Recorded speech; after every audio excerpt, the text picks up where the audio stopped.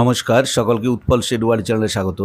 আজকের ভিডিওতে আমরা ক্লাস 11-এর নিউ সিলেবাস অনুযায়ী ফার্স্ট সেমিস্টারেতে সরোজিনী নাইডুর লেখা দ্য ব্যাঙ্গেল সেলার্স কবিতা থেকে যে ইম্পর্টেন্ট এমসিকিউ এবং গ্রামারগুলো তোমাদেরকে ফাইনাল পরীক্ষার জন্য প্রস্তুত করতে হবে তা নিয়ে ডিটেলস আলোচনা করব।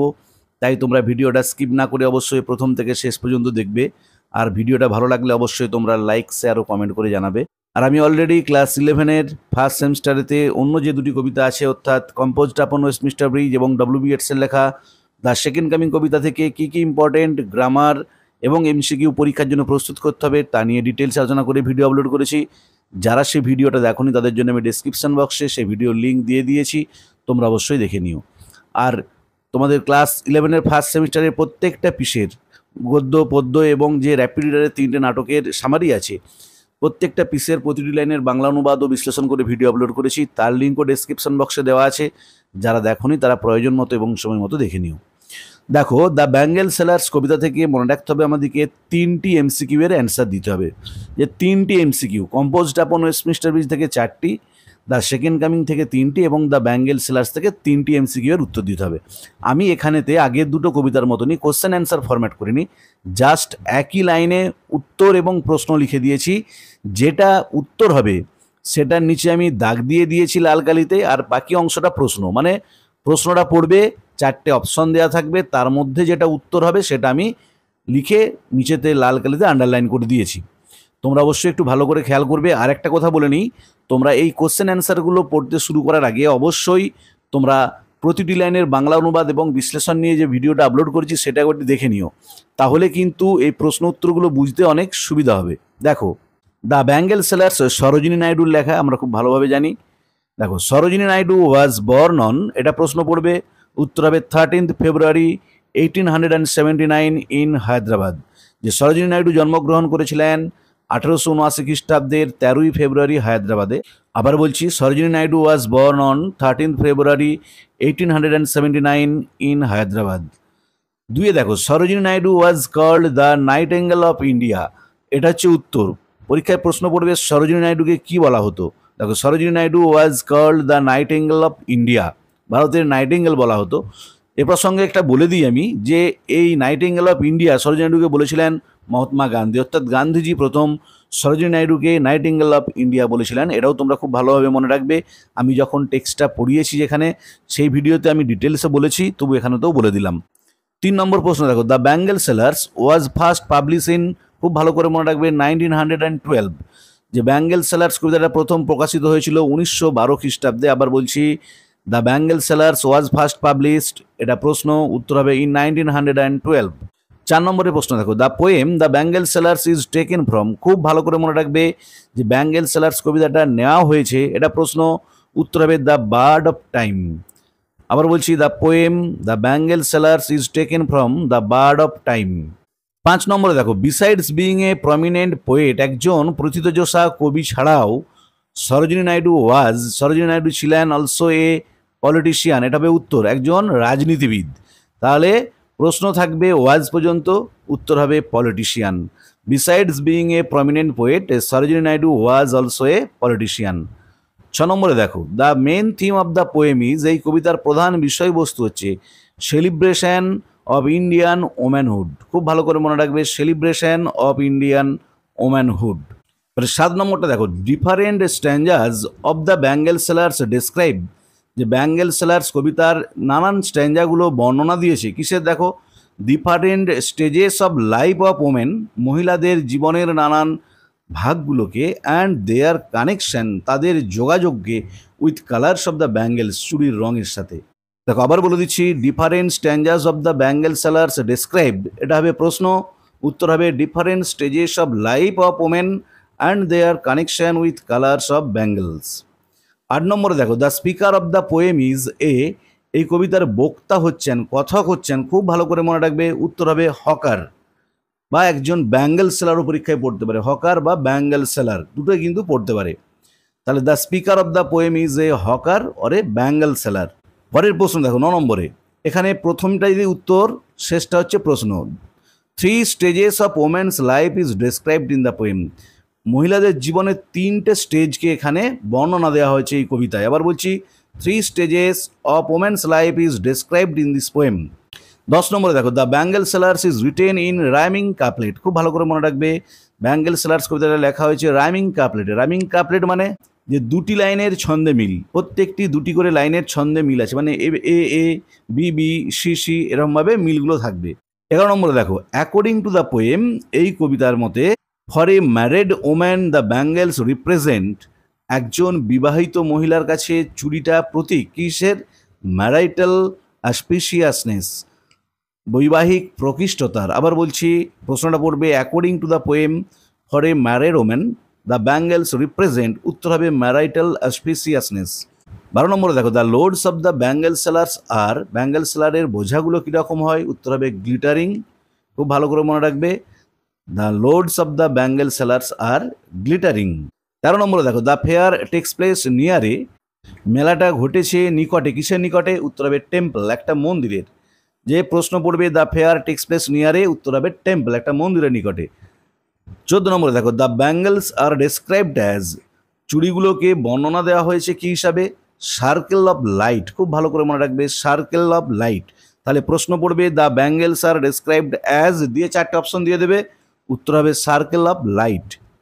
15 নম্বরে দেখো, the bangles are token of, ব্যাঙ্গেলগুলো নিদর্শন কিসের? Colourful life. তাহলে প্রশ্নটা পড়বে the bangles are token of দিয়ে অপশন দেওয়া থাকবে, উত্তর হবে কালারফুল লাইফ, রঙিন জীবনের নিদর্শন। 16 নম্বরে দেখো, those who are mentioned as happier, যাদিকে সুখী বলে উল্লেখ করা আছে এই কবিতায়, তারা হলো, উত্তর হবে ডটার্স অ্যান্ড ওয়াইভস, যে কন্যারা এবং স্ত্রীয়েরা। আবার বলছি, those who are mentioned as happy are, দেখো যে অংশটা প্রশ্ন থাকবে আমি সেই অংশটার পরে কিন্তু হাইফেনটা দিয়েছি, বা উত্তর অংশটাতে আমি লাল কালিতে মার্ক করে দিয়েছি, খুব ভালো করে খেয়াল করবে। ডটার অ্যান্ড ওয়াইভস, তোমরা যদি এই ডাইরেক্ট লাইনগুলোকে ভালো করে দেখে যাও তাহলেই কিন্তু পরীক্ষাতে প্রশ্নগুলো উত্তর লিখতে পারবে। 17 নম্বরে দেখো, the colours of the bangles for maidens wrist are, যে অবিবাহিত মহিলার হাতের চুড়ির রংটা ছিল ব্লু অ্যান্ড সিলভার। খুব ভালো করে, খুব ইম্পর্টেন্ট প্রশ্ন, the colours of the bangles for maidens wrist are blue and silver. 18 নম্বরে দেখো, rhyme scheme of each stanza is, প্রত্যেক স্ট্যাঞ্জার ছন্দের মিলটা কীরকম? A A B B C C. দেখো রাইমিং কাপলেট আগে একটা বলেছিলাম যে প্রতিটা দু লাইনের ছন্দে মিল আছে, এ এ মানে পরপর দুটো লাইন একই ছন্দ, বি বি একই ছন্দ, সি সি একই ছন্দ, এগুলোকে বলা হয় রাইমিং কাপলেট। আর প্রত্যেকটা স্ট্যাঞ্জাতে 6টা করে লাইন আছে, আমরা জানি মোট 24টা লাইন আছে কবিতাটাতে, প্রত্যেকটা স্ট্যাঞ্জাতে এ A B B C C এই ছন্দে লেখা আছে। 19 নম্বর প্রশ্ন দেখো, ইন দিস পোয়েম, এই কবিতায় bangle sellers are the symbol of positivity. খুব ভালো করে মনে রাখবে, পরীক্ষায় প্রশ্ন পড়বে ব্যাঙ্গেল সেলার্সরা কিসের প্রতীক? পজিটিভিটি, ইতিবাচকতার।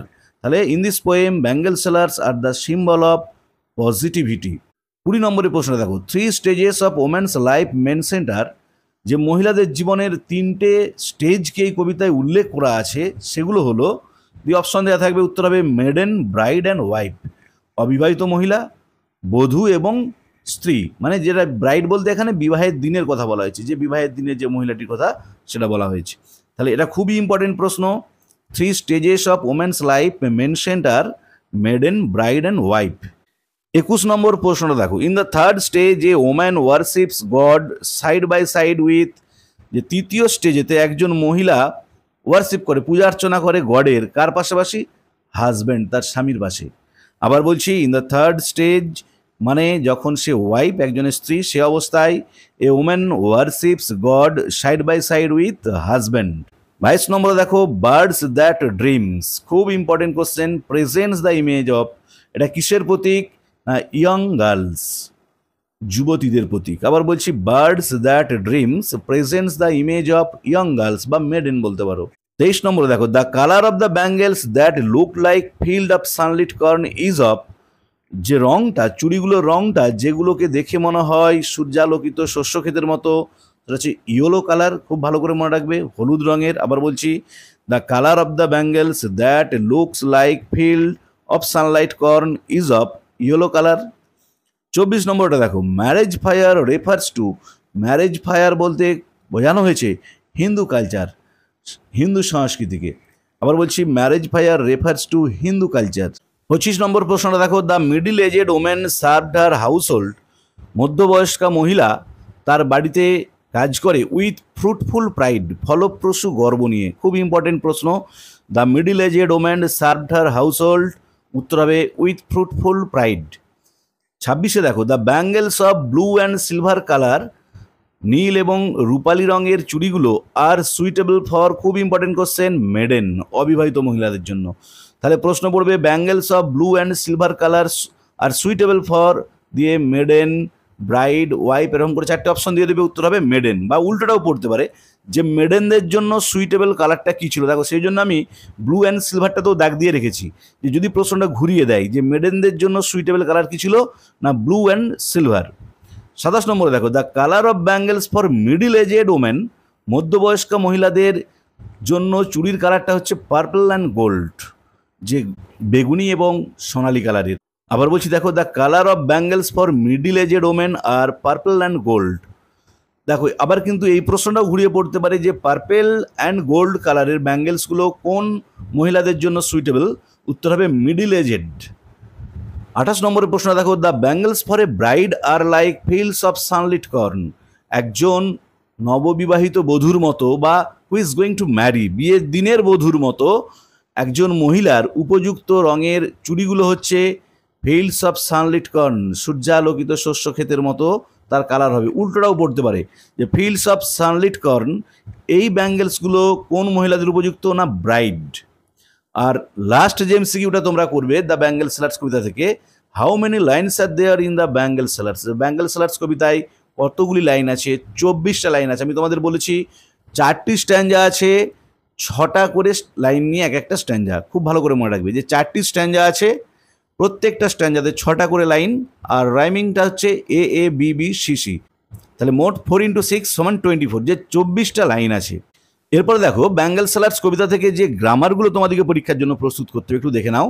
আমি কিন্তু আর্টিকেল প্রিপোজিশন নিয়ে কোনো গ্রামার দিইনি, কারণ ওগুলো তোমরা যদি টেক্সটটা ভালো করে পড়ো, প্রত্যেকটা লাইন ভালো করে পড়ে যাও, তাহলেই কিন্তু তোমরা আর্টিকেল প্রিপোজিশনগুলো লিখতে পারবে।